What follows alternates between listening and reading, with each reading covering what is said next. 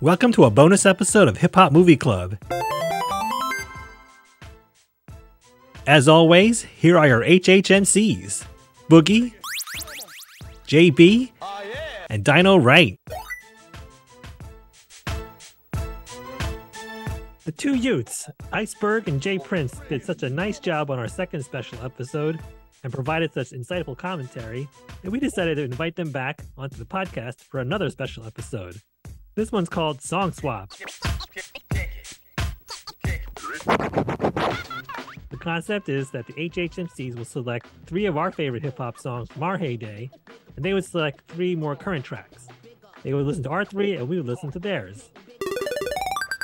We would come back together to comment on each of the songs that we listened to in terms of beat, lyrics, message/meaning, flow, rating, similarities to any other artist from any era. All right, so now that we have the ground rules laid out and the concept, let's start by discussing Follow the Leader by Eric B. and Rakim. This is one that the old heads, the HHMCs, selected. Boogie actually selected this one, Rakim being his favorite MC. So why don't we throw it over to the two Youts, J Prince and Iceberg, with your initial impressions of Follow the Leader. I had never listened to any, or like sat down and listened to any music by Eric B. and Rakim. I've probably heard it in passing, but never sat down and listened. How about you, Iceberg? I've heard it in passing. I really like the song. I thought it was great. I thought Rakim's cadence and his lyrical prowess was really spectacular. I like the narrative journey through space that it took you on. That's something that you see in maybe like older musicians, especially like David Bowie. With Starman and Space Oddity. Yeah, I just said that like this song really, it feels like a diss track to me because he says like your rhymes are Minute Maid and the whole like Follow the Leader thing sounds like, he's the king of this rap and hip hop that follow him.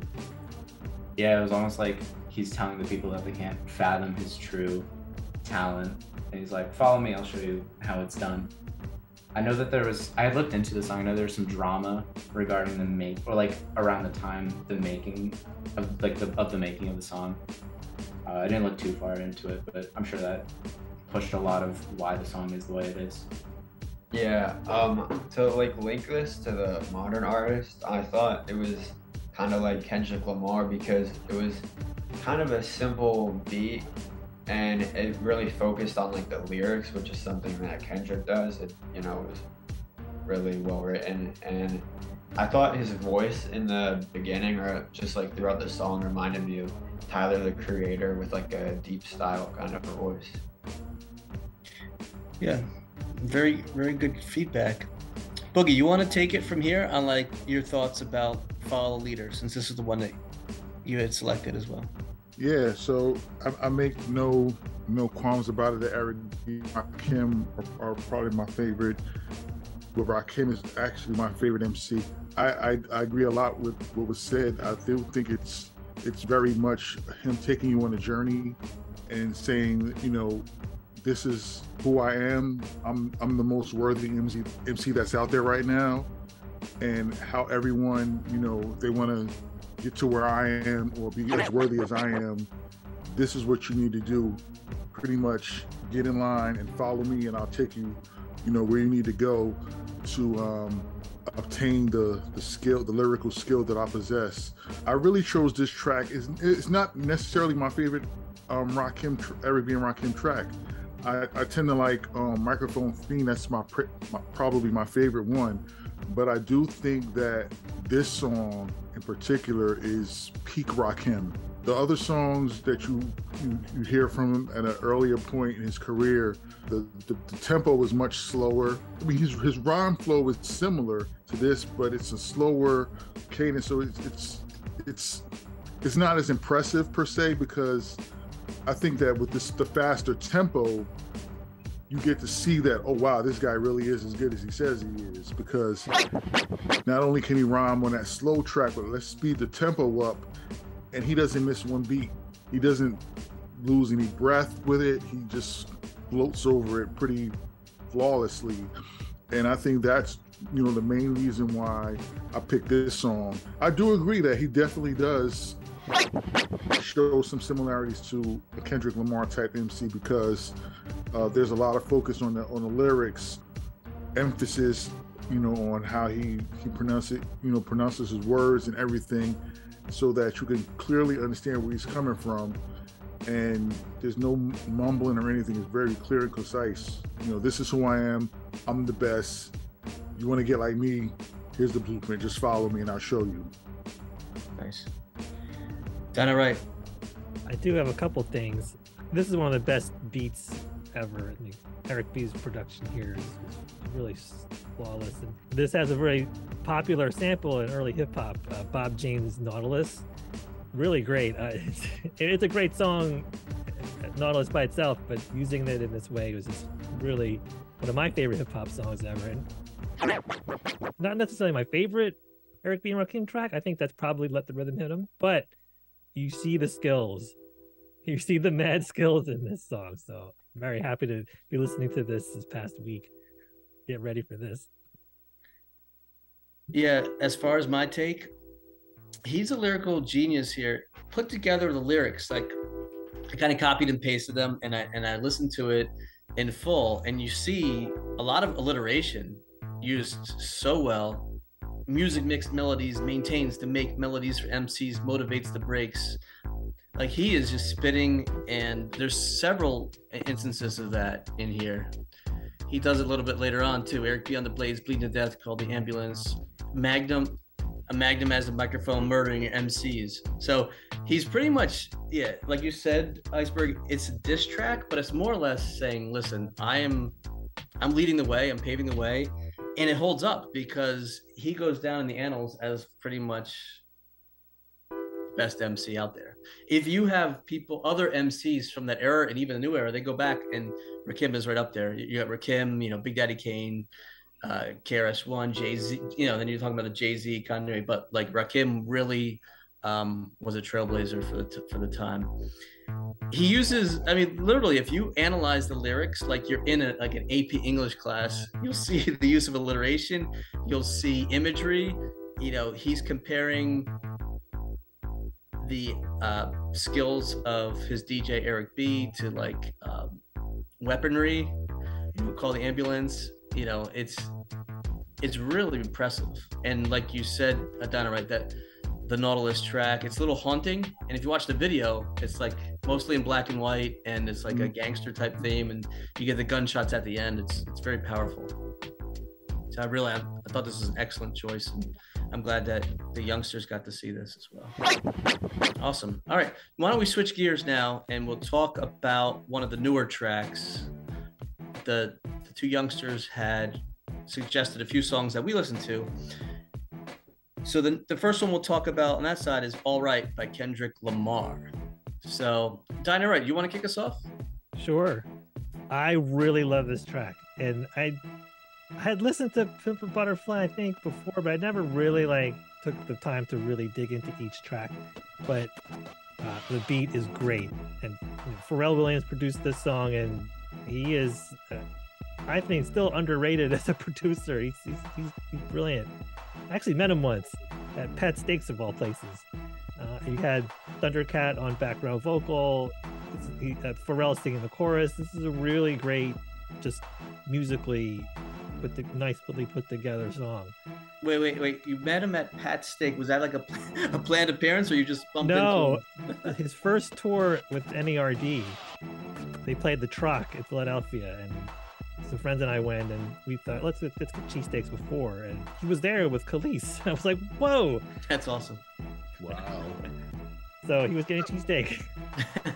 He's one of us. He's one of us. This was years ago, before he was really like Pharrell. You know what I'm saying? So that was like, whoa, that's pretty cool. So yes, the beat is great. I really enjoyed all that part of it. And the lyrics, it's very much what Chuck D said about hip hop being Black people's CNN. Like, this is the reality that a lot of Black people deal with, and it comes through in the lyrics. And that this song was co-opted to be the Black Lives Matter anthem. It doesn't get any better than that, I don't think. very powerful, I thought. Kendrick Lamar's, I think, the best rapper around right now, and this flow in this song is one of the best. And if we're gonna rate this song, I'd say bring this funky song back. And I was trying to think of like who really. I guess Rakim is the comparison, but for some reason there's something about Kendrick and what he does. He's like one of one. But, Yeah. And it won a lot of awards. The video directed by Colin Tilley is also excellent. Who also directed the video for WAP, which is kind of funny. But I love the song. I'm glad the two Youts picked it. Glad I got to hear this again and kind of think about it more deeply than I had done before. So spot on, guys. Boogie? Yeah, I was very pleased with All Right. I mean, this song has already been in my rotation since it came out. I'm a Kendrick Lamar fan per se, so I really enjoy the song. Like the beat, it's very melodic but hard hitting at the same time. It grasps you in, and it definitely has a bit of empowerment to it. It makes you feel like, okay, I want to bounce to this, but at the same time, when you lay the chorus over it, it's like, yeah, we are going to be all right. So it's kind of like that, hey, you bounce to it. But there's a really good GIF file that I save it. I have it saved on my phone, and I use it all the time. And when I actually feel like something's going wrong, and somebody's like, "Oh man, I'm sorry to hear that," I'm like, "No, we're gonna be all right." And I throw that GIF at them because that's what how the song makes me feel. So anytime I feel like I'm going through something, or something is has me down, and I should probably be depressed or ready to give up or throw in a towel, this chorus automatically goes into my head. I do agree that right now Kendrick Lamar is probably at the peak as far as lyricism is concerned with contemporary MCs right now. The only one other I could probably put in the conversation with him might be J. Cole. But as far as depth of lyrics, yeah, Kendrick is definitely a one of one. He definitely does have those similarities to Rakim as far as his flow is concerned, but the imagery that he paints and also the content of his lyrics, they shine through on this one. This is like one of his peak songs as far as I'm concerned. I listen to it over and over again as it is, so it was a pleasure that this is one of the songs that was chosen for this particular episode. But yeah, I can go on and on about this song. I love this song. This is a great one. Yeah, I really enjoyed it also. Like Don already said, this is an anthem. The comparison I had was also Rakim, just because the fast flow that he's spitting, and it's like he's not even taking a breath and he's just going for it. But the lyrics are also super meaningful. There was the one part where it's just like 20 of them in my Chevy, tell them all to come and get me, reaping everything I saw. So he's just going off, and I'm like, wow. And at the end, he does it a couple times. It is uplifting too, because the culture has been through a lot. There's the 40 acres and a mule reference, and I remember hearing that from Public Enemy for the first time on Who Stole the Soul on the Fear of a Black Planet album. And for those out there listening that may not know it, I mean, that was like, I guess, a payment for Black families that had been formerly slaves. They gave 40 acres and a mule, and people thought that was like justification or just like retribution, repayment, which was kind of silly. So that becomes part of history. And I do like the spoken word at the end where Kendrick's like, I remember you was conflicted, misusing your influence. Sometimes I did the same. So people go through a lot. It drives them crazy, and it's like, yeah, you might commit some sin here and there, but it's God's got your back, and you've been through this, everything's going to be all right. So yeah, it was awesome. Why don't we have the two Youts speak to their thoughts about the song All Right? I think that this song really represented generation, and it just had such a huge impact on the culture. I've seen so many videos of people at these protests for Black Lives Matter, and they all say, you know, we gonna be all right. That's Kendrick has just made a song that represents a whole people. And I've even seen like this song gets criticized on like Fox News because of the lines they have. I don't know how powerful a song can be that it becomes political and people criticize it. It's definitely one of the most culturally relevant songs in recent memory. It's Kendrick's best song on arguably his best album. It's his peak performance. And then it's become so culturally resonant that you even saw it in the most recent Black Panther trailer, which, you know, that movie's about grief and pain and moving on from suffering, which is found a lot in the lyrics of that song. Excellent.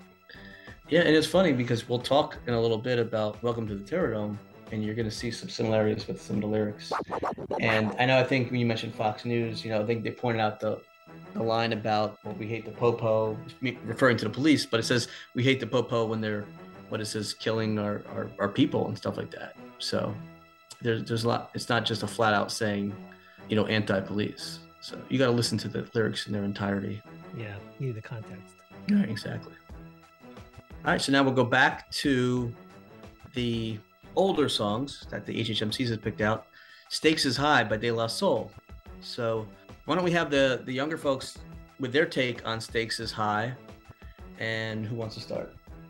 Iceberg?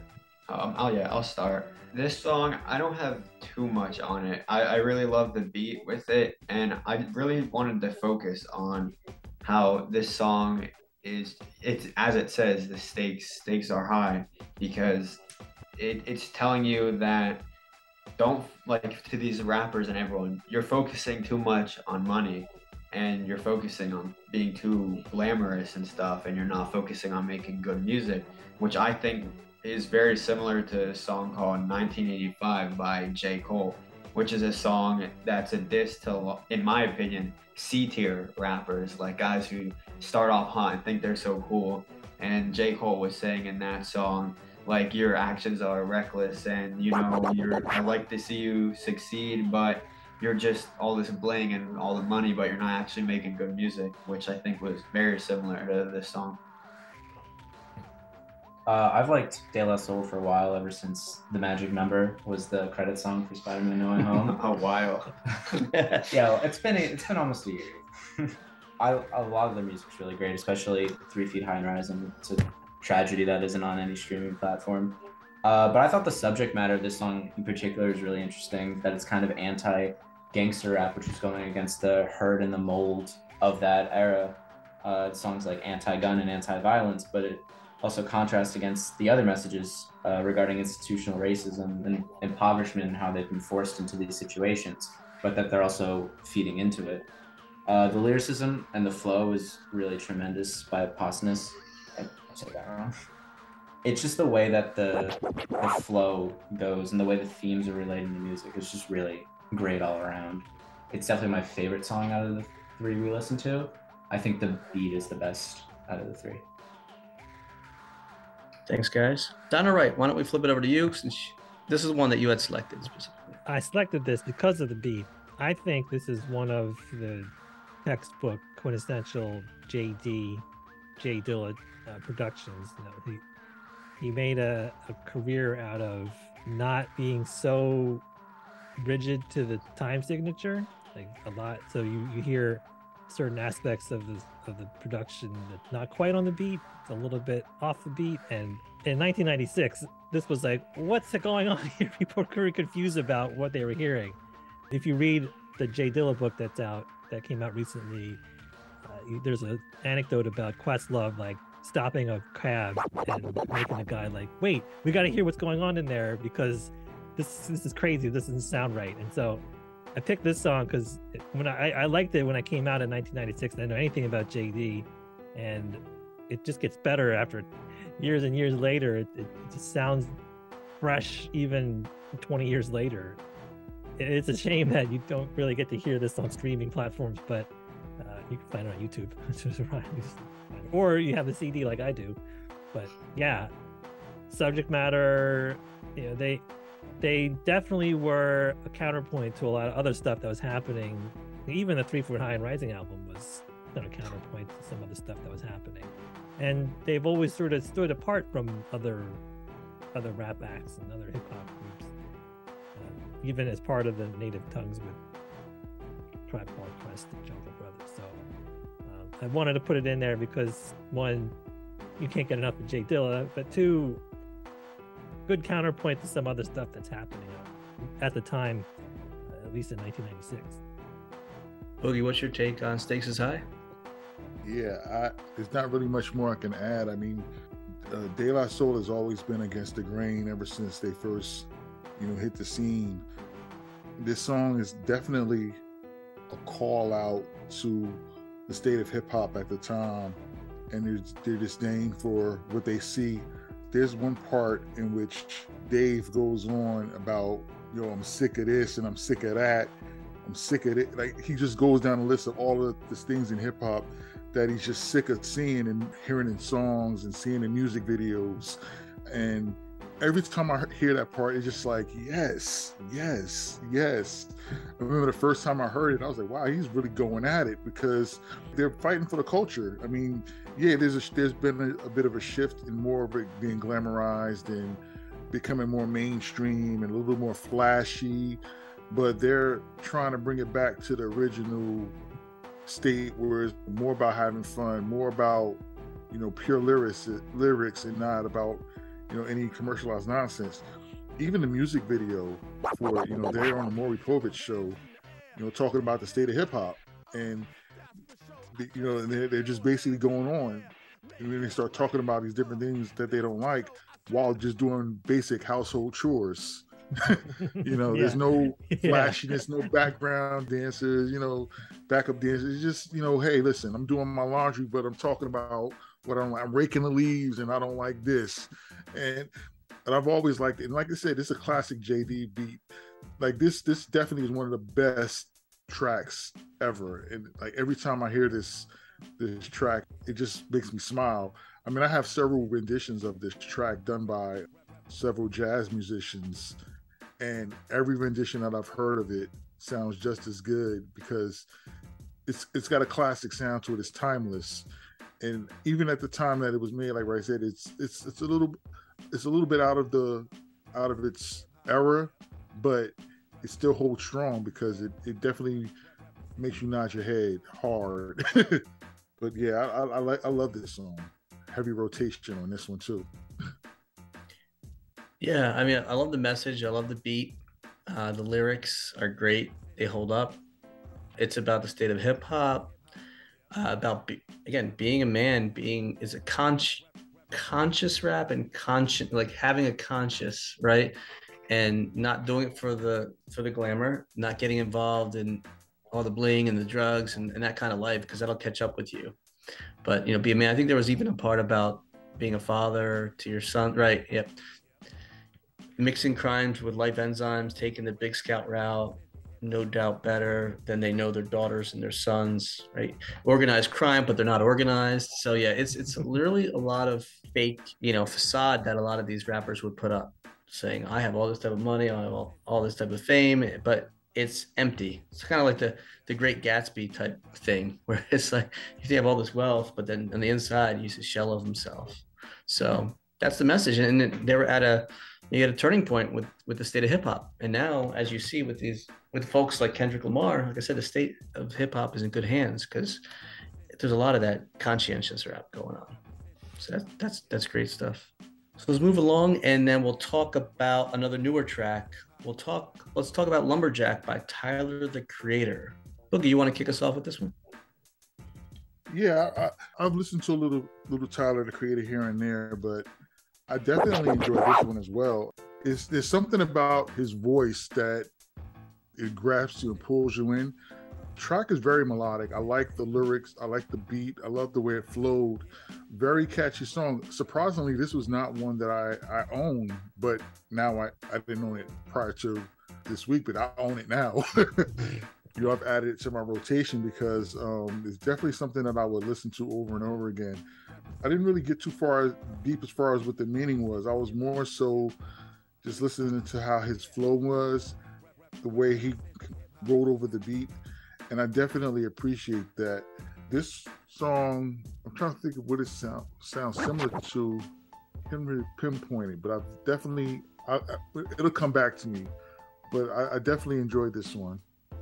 For me, it was kind of like a grimy, gritty beat with rhythmic, and there was interjections of dialogue, which worked.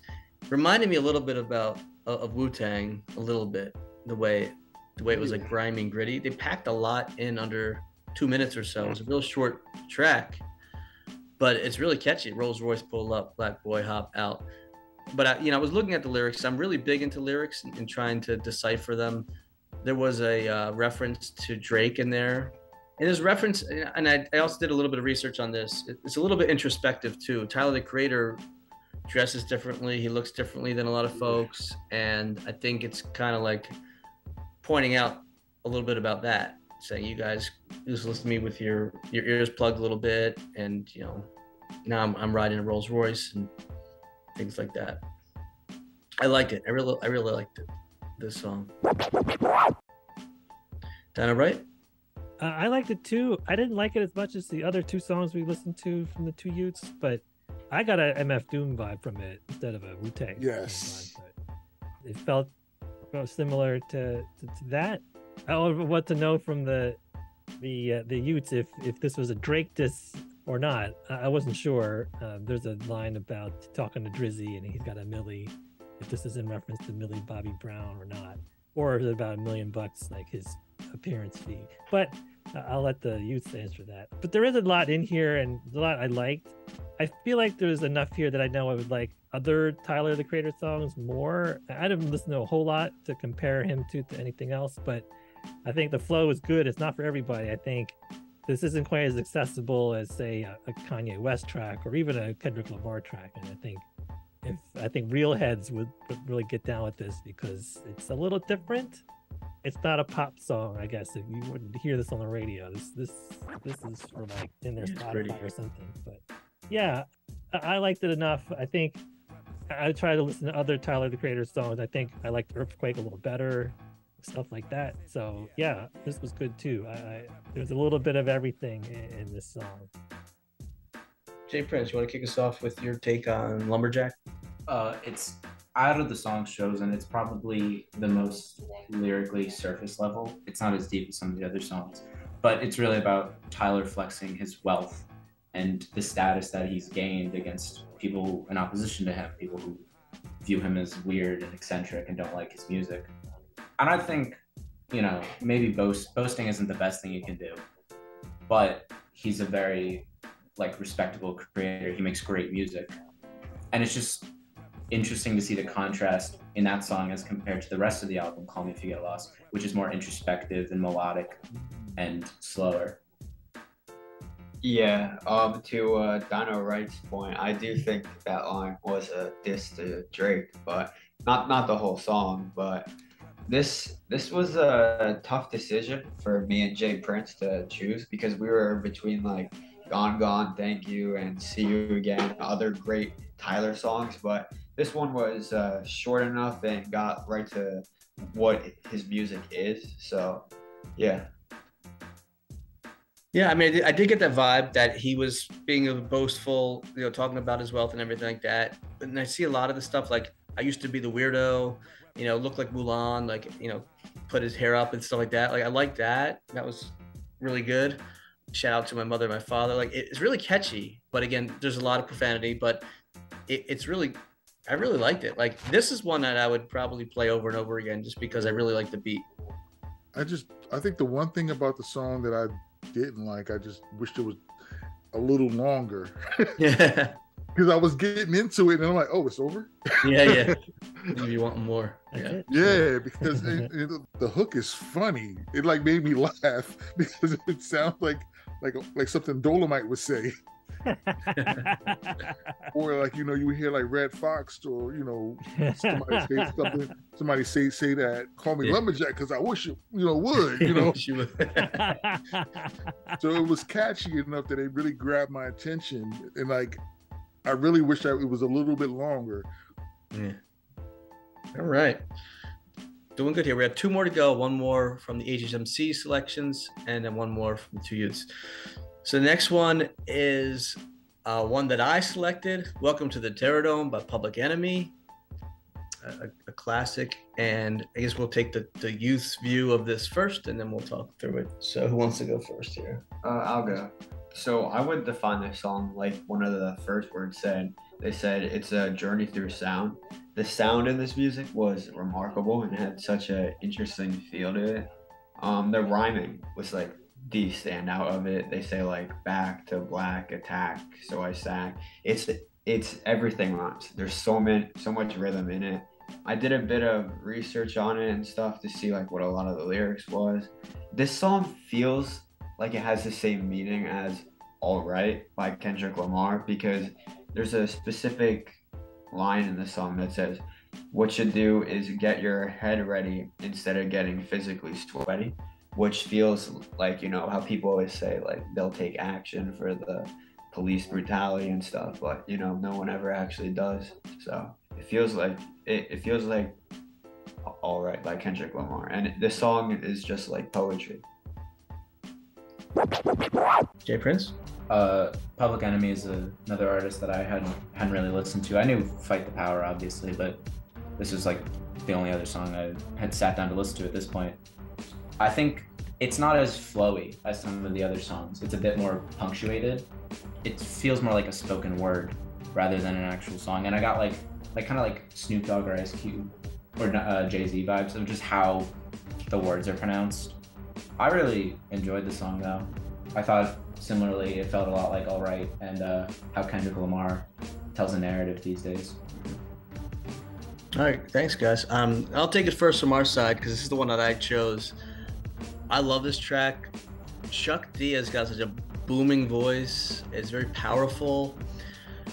So it's catchy. I also love the juxtaposition of him with Flavor Flav, who is the Clown Prince or the court jester of the duo, which always made me laugh because these guys were like so serious. It was almost like descendants of the Black Panther. They're like almost militant. They had actual officers that would walk around with them, and for him to be able to joke around and stuff, it was kind of funny, but it always worked because the 2 voices were a great contrast. There's a lot of power in the lyrics as well. And I remember when this came out, there was controversy about anti-Semitism because Professor Griff had made some comments, and that's actually addressed in this song. There's one part where Chuck D says, told the rab, get off the rag. So he actually said that he spoke to a rabbi in New York about it. There's, and he's talking about, I've got so much trouble in my mind, refuse to lose. There's a lot of grief and suffering. And then he's talking about solidarity, but there's a lot of black on black crime because he references Huey Newton, the leader of the Black Panther Party, getting shot by a black man. The same with Malcolm X. So there's a lot of meaning to that. He also dedicated it to the family of Yusef Hawkins, who was the 16-year-old African-American male murdered in the summer of '89 in Bensonhurst, which is a section of Brooklyn. So there's so much to this. And it's something that I constantly have in rotation as well. Boogie, you want to piggyback off what I said there? Yeah, absolutely. So, welcome to the TerrorDome. There's layers to it. First of all, like the TerrorDome it's a large futuristic ghetto in which black people have been forced to live against their will. It's a metaphoric phrase that's just kind of been linked to that type of situation. There is actually a film called Welcome to the TerrorDome, and that song, that movie title is where Public Enemy got the inspiration for the title to this song. The beat is very it's intentional. That beat is intentional. It's very hypnotic. It's meant to pull you in. It's meant to take you on a journey through sound, as they mentioned in the beginning of the song.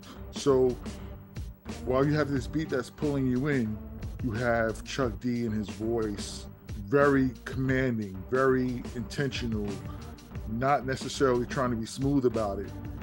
Very poignant to the point. It's a calling card. Do you want to live in this situation? Do you want to live in the TerrorDome? If not, like, it's almost like a precursor to Fight the Power. This is the situation that we're going to be put in if we don't take action. Would you join me, please? He's pleading with the listeners to join them, to follow them, to push back against being put on them, to fight oppression against people that are in the situation. Public Enemy is my favorite hip hop group. I've listened to them so much. Breaking down some of the lyrics, as JB mentioned, you can find little instances of, from police brutality to, racial profiling to different situations are definitely mentioned in the lyrics, and it's meant for you to kind of like Do the Right Thing was. You see the situation, it causes conversation. It makes you want to figure out, okay, what was he talking about? Let me go do some research. And I think that's one of the things that I've always appreciated about Public Enemy. I mean, not just putting words together that rhyme, but referencing specific instances where actions were made and that you might want to research what we're talking about, because if you're not, you're going to end up in the TerrorDome. And I think that a lot of their songs basically have a similar tone to them for the most part. There's a few that don't, but this is definitely a good anthem and a good song to listen to if you want to get a good meaning to what Public Enemy was all about. I think that there was probably the only other artists around at that time that were making similar music. I would probably say it was X-Clan. They were very intentional as well with their lyrics and trying to uplift people and not just say, hip hop is about, situations that we're dealing with that, we can't get out of, but hey, listen, there's a way to get out of it. And it's through educating yourself, empowering yourself, and just trying to be better. And this has always been in rotation with me. So yeah, this is a great song. I'm pleased that this was one that was picked as well. Great stuff, Boogie. Done all right. I can't really add that much to what Boogie and you, JB, just said, but this album is Fear of a Black Planet. I think it's my favorite Public Enemy record. I think it's got everything. It's got Chuck D songs, it's got Flavor Flav songs, but this one, wow, it's just so powerful. It just grabs you. And this is not the first song on the album, but boy, it really gets your attention. I love this song. The samples in it. For some, and I think it's because Dilla used the "Would you join me, please, in welcoming." That little sample is just it has an effect on me. Like I will join you. Yes. And so yeah, one of the great songs on one of the great albums of one of the greatest rap groups of all time. Right on. Shout out to the Bomb Squad. And finally, one more song to cover, which was selected by the two youngsters, is Runaway by Kanye West. Boogie, do you want to kick us off on your take on Runaway? Yeah, Runaway is another song that was always in my rotation. I remember the first time I listened to this song years back when it first came out. And I think I played this song no less than 5 times in a row. Like just as soon as it went off, I put it right back on because it's so melodic. It pulls you in, and I could pretty much say that about all of the other songs. But this song, it's one of those songs that if you feel like you're going through something, it's almost therapeutic because it's saying, hey, no matter what you're going through, put your best foot forward. throw a toast up. You know, hey, listen, whoever doesn't agree with you, so what? Throw a toast to them anyway. You know, there's always going to be things that don't go your way, but just keep picking yourself up. And if not, just get out of there and just take to yourself and be about it on your own. I don't know, maybe I was going through something at the time. I can't even remember, but yeah, I just listened to it over and over again. Even like the way it starts off and before the beat even drops, it's very simple. It's a very simple stroke, you know, chord on the piano. And even like, I think the end of the song when he's kind of using the auto-tune, it's almost like a hymn. It's very gospel-esque. Feels like you're kind of going to church. It's like an altar call almost. You know, it's like, hey, we've played the song, so, you know, if you're feeling the way I feel, come over here. And he's like kind of humming it, the melody for it. And it gives me that altar call feel to it. And I think that's probably one of the things that probably pulled me in the most after the chorus. Because, you know, growing up in the church, my dad was a minister, that altar call feel to it. But yeah, this is a song that I've always enjoyed. Off of a really great album. There's a lot of great songs off of that album. But yeah, this is probably my favorite song off of that album. Yeah, I enjoy it. I'm going to go next, and I'm going to be a little bit more contrarian. I thought the melody was incredible. This is one of the best melodies I've heard on a hip-hop track. But I have such a hard time reconciling the melody, which is tremendous, with the lyrics. Like, some of those words are just, to me, like some of the worst words in the English language. And I think it's kind of a little bit wasted, where like this could be an anthem type song, like you said, if you're going through something, like, but those words that he uses there, and I don't want to even kind of repeat them on the air because we're trying to keep it clean, but you know, those words, like I just can't stand those. And now you're going to be repeating those, right? And then he's talking about sending, you know, pictures of his genitalia to women, and he's like, why am I like this? So I understand that Kanye went through a lot of stuff, and it was probably therapeutic for him as well. And perhaps he's calling himself these derogatory terms, and he's been telling his love interest at one time to run away, perhaps. But I like the Ichabod Crane line. I like the rhythm and the flow, but for me, the lyrics don't hold up. When we're talking about all the different artists we just spoke about, and you know, when you're talking about Kendrick Lamar and Public Enemy, Eric B. and Rakim, and like the deep meaning behind it, I just think that Kanye was too juvenile with this one, and for me, that it kind of ruined it. But again, that's my opinion. Not a fan. Like, this is one that I probably wouldn't play all that frequently just because of that. I'm huge on lyrics, and that did bug me. Real quick chime in though. I listened to the clean version, so that's the only. But I definitely understand what you're saying. Yeah, and exactly what you're saying is probably why I only listen to the clean version of it. The video is a clean version. The video that I saw. I have the dirty version, but when I listen to it just to listen to it, yeah, the clean version. Okay. Maybe I would like it maybe more that way. But if you listen to the unedited version, or you can see the words in the lyrics, but yeah, that was a big turnoff for me. For me, it's got to be the total package. Is that all right? What's your take? So I have a different conflict with Kanye. It seems kind of contradictory, but I'm really put off by his braggadocio. Like, there's a whole genre built on like boasting on how good you are, and I like it when Rakim does it in a song, but I don't like it when Kanye does it like in real life. Just something. I think it's something my issue is. There's something different about his celebrity and his self-opinion, and not just the Kardashian stuff, but the way he thinks of himself. And I know this is probably part of his own sort of psychological profile or whatever's going on in his life. But all that being said, I thought the beat was really good. The lyrics, I mean, it is kind of raunchy and not as raunchy as some other things, but it is. I do find some metaphor and some layers to it.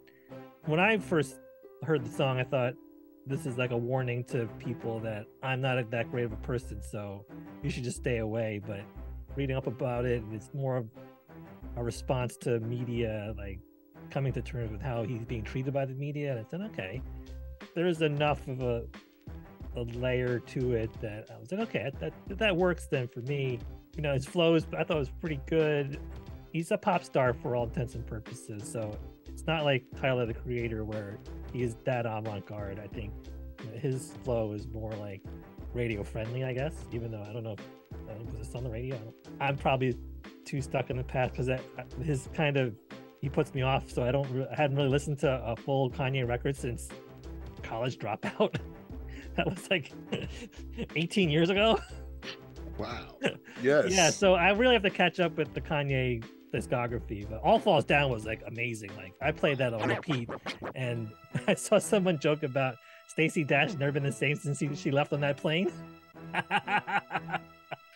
so I don't know. He may think he's the greatest of all time. What am I gonna? Who am I to say he's not? But I'd have to listen to the rest of his albums, and there's a lot of them for me to catch up on. But I think he's a great musician. Just as a musician, as someone who makes music and writes lyrics, I think he's great. I think if Kendrick is one of one, I think Kanye is one of zero. I think he's just there's some other level that he's on that he's found a way to get to. Good for him. All right, Jay Prince, what's your take on Runaway? I'm in very stark contrast to both Dino Red and JB. I think it's an excellent song. It's my favorite from Kanye's, or at least top two. Maybe it's just because this is the hip hop that we grew up with. Maybe we're just biased. But I think Kanye, for all his very intense faults, is a really great musician. And I think Runaway is the perfect encapsulation of that, because it's a two-sided song. It's both a metaphor for a relationship and for his, like a love relationship, and for his relationship with the media, how they view him so negatively, especially after the VMA incident with Taylor Swift, which this album is a reaction to. And he kind of internalizes that. And at that point in the album, he's like, there's no way for me to come back from this. I can't be a good person if no one would let me be a good person anymore. And I just think that the melody is great, the lyricism is great, and just how like deep the themes of mental health and struggling in that song, it's truly just a modern masterpiece. Also, I recommend listening to modern Kanye, specifically The Life of Pablo. That's his best recent album. Iceberg? Yeah, I think if you guys want to say like, Kanye's got like a big ego and stuff like that, then this is, this shows he can criticize himself and reflect, and there's definitely a layer of mental health in here. So I think the song's really well put together, and the melody is just outstanding. And it might be one of my favorites of all time in a rap hip hop style song. I think it's the best hip hop album of all time. Just how tight the narrative is and the features on it. I mean, Elton John's on the album. It's great. I'll have to give the album a listen. The melody was outstanding. Yeah. It's just the lyrics that put me off. So maybe I would like the clean version or the instrumental, and I'll definitely take a listen to the rest of the album for your recommendation. Yeah. I love Monster. Monster's a good song too. Monster. Yeah. Monster's a great song. I love that song. Oof. That's oof. Nicki Minaj is the best part of that song. Yes. Oh man. Her verse is insane. She flips it hard. Oh my god. Yeah. Okay. I'm done. So there we have it. Those were the 6 songs, 3 by recommended by the HHMCs, 3 by the 2 Youts, and I think we kind of covered them in pretty good detail. So listeners, a call to action: if you have any opinion on any of these songs, email us at hiphopmovieclub@gmail.com. We'd love to hear what you're thinking about any of these songs, or if you have any recommendations for us to listen to and critique, we'd love to hear from you.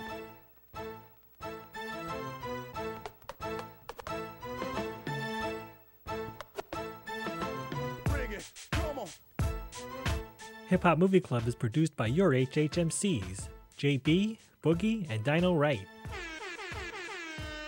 All music in this episode is by Boogie. Thanks to Jay Prince and Iceberg. Special thanks as always to Susan, Towanda, and Alice. We're on TikTok. Hit us up at Hip Hop Movie Club. Shout out to you listeners. Thanks for listening. Let's do this again. Yeah, we could definitely do this again. You bet. There's more songs. We had a long list. Well, yeah, we were also we were having a hard time narrow down ours, but we would like